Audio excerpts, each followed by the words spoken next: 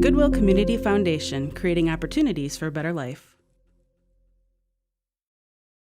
When you're creating a Word document that includes a list of items, like this meeting agenda, you can format it as either a bulleted or a numbered list. First, you'll need to select the text.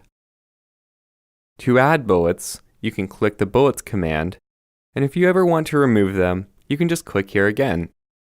For more options, you can click the Bullets drop-down arrow and select the bullet style that you want.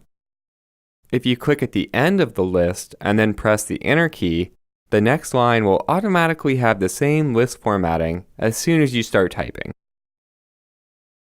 When you're done with your list, just press the Enter key twice, and the next line will have normal paragraph formatting without bullets.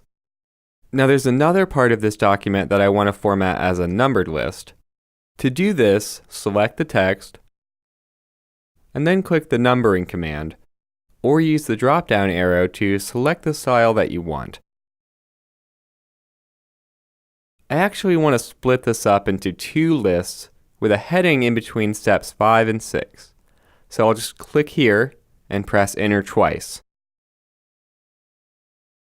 And you can see that after the heading it has continued the numbering, beginning with step 6.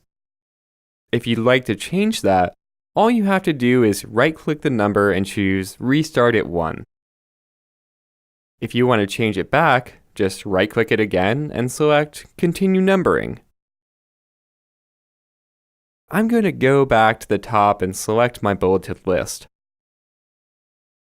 If you want to change the distance between the bullets and the text, you can click and drag the hanging indent marker on the ruler. Make sure that the entire list is selected when you do this. Otherwise, you'll only change the distance for the current line. You'll also want to be sure to use the hanging indent marker. That's the one that looks like a little upward-facing arrow. If you select the left indent marker just below it, you'll move both the bullets and the list items, which isn't what we want in this case. While I'm here, I'd like to change these bullets to something different, but when I click the drop-down arrow, I don't really see any that I want. That's okay because there are a lot of other symbols we can choose from. Just go to Define New Bullet and click Symbol. Then select a font. I'd recommend using any of the Wingdings fonts because they have a lot of symbols to choose from. You can then scroll through the list of symbols, and when you found one you like, select it and click OK. I think I'll customize this bullet a little more. Click Font, and let's change the color of the bullet. I'm going to choose this green color.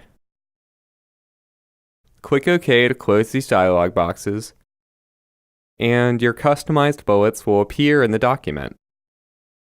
Now there's actually a third type of list that we haven't talked about yet, called a multi-level list. A multi-level list is basically just an outline, and the great part about them is you can easily turn any bulleted or numbered list into a multi-level list. For example, under News and Events, I'd like to add some specific news items. I'll press Enter to create a new item, and then press Tab on my keyboard. Then I can type each item, pressing Enter after each one. If you want to increase the level of an item, just click at the beginning of the line, then press the Tab key one or more times, and it will move to the right. And if you want to decrease the level of an item, hold the Shift key and press Tab, and it will move to the left. Just like with any list, you can change the bullet or numbering style.